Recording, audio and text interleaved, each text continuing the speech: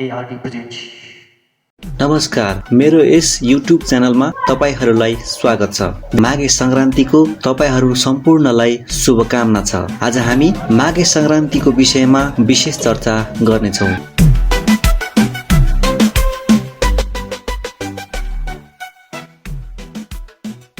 माघे संक्रान्ति अर्थात् यसलाई कतै मकर संक्रान्ति त कतै माघी पनि भनिन्छ। फरक फरक समुदायमा भिन्न भिन्न नामले चिनिने यो पर्व मैथिली र थारू समुदायमा नयाँ वर्षका रूपमा मनाइन्छ। नेवारी समुदायमा भने घिउ र चाकु नामले माघे संक्रान्ति मनाइन्छ। माघे संक्रान्तिलाई मगर समुदायले राष्ट्रिय पर्वको रूपमा मनाउँछन्।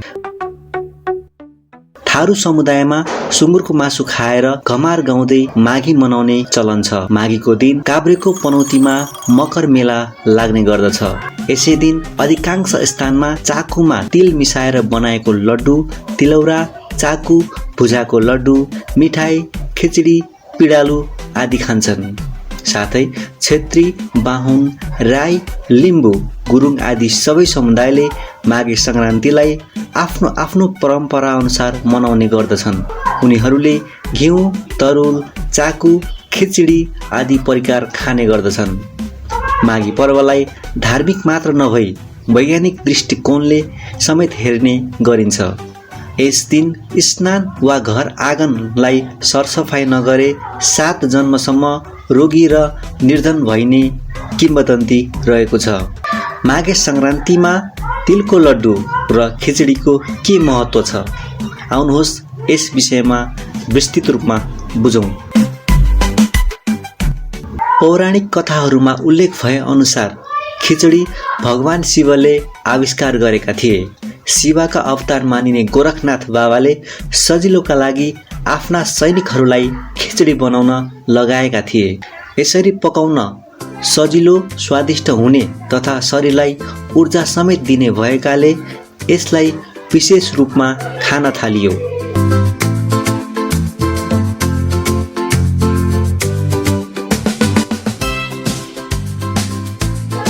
माघीमा खाइने खाद्य पदार्थ आयुर्वेदसँगै चिकित्सा शास्त्रमा पनि स्वास्थ्यका लागि उपयोगी मानिन्छ।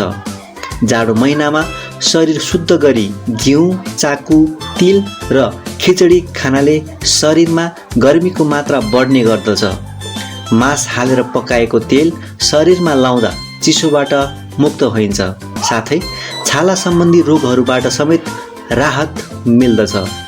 माघे संक्रान्तिमा तिलको लड्डु, घिउ, चाकु, तरुल र खिचडी खाने प्रचलन छ।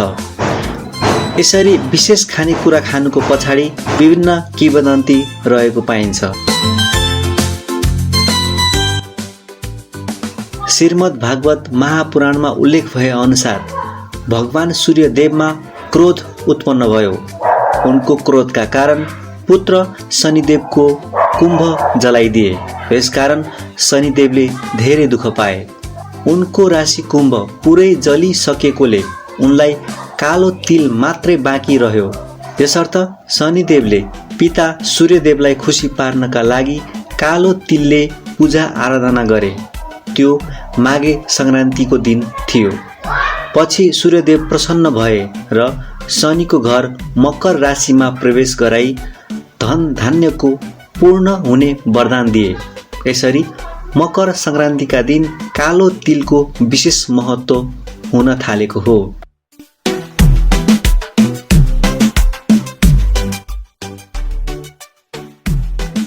तरुल वा कन्दमूल यो सिजनको मौसमी खानेकुरा हुन्। प्राकृतिक रूपमा उत्पादन भएको र मौसमी खानेकुरा स्वास्थ्यका लागि विशेष हुन्छ।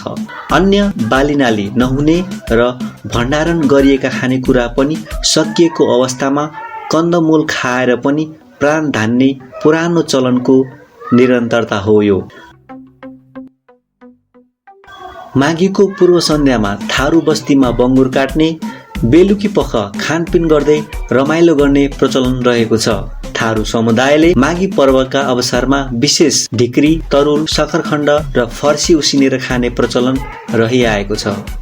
माघीको अघिल्लो रात सुँगुर काटी मासु खाने गरिन्छ, जसलाई थारू भाषामा जित्ता मर्ना भन्ने प्रचलन छ। त्यस रात थारू समुदाय मासु, जाँड र ढिकुरी खाई रातभरि जागराम बसेर मघौटा नृत्यमा रमाउने गर्दछ।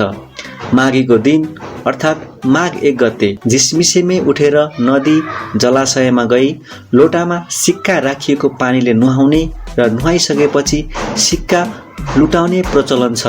माघीका अवसरमा तिलको आगो ताप्नाले वर्षभरि गरिएका पाप नाश हुने धार्मिक मान्यता समेत रहिआएको छ।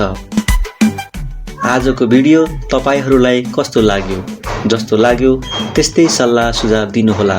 साथै मेरो यस युट्युब च्यानललाई लाइक, सेयर र सब्स्क्राइब गर्न नभुल्नुहोला। धन्यवाद।